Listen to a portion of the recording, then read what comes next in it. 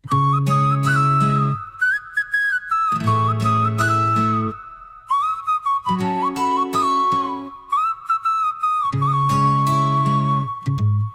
बनाई टाक कवनो चिंता नइखे, लाइकी होट मिजाज के गरम बा।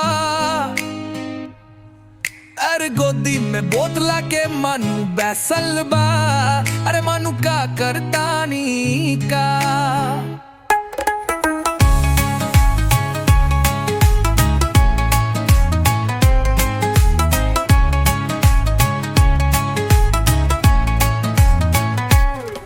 आवा संग आरा कानी फुल नाइट मस्ती में, खाली खून बारहिया में जिंदगी के मस्ती में।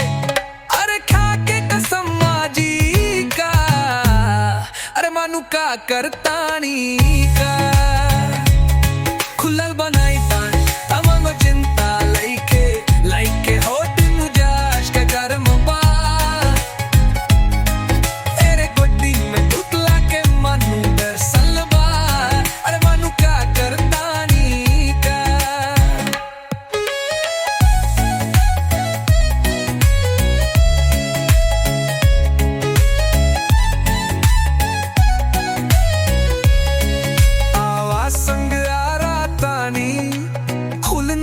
मस्ती में खाली खून बारहिया में जिंदगी के मस्ती में। अरे खा के कसम माजी का, अरे मानू का करतानी का।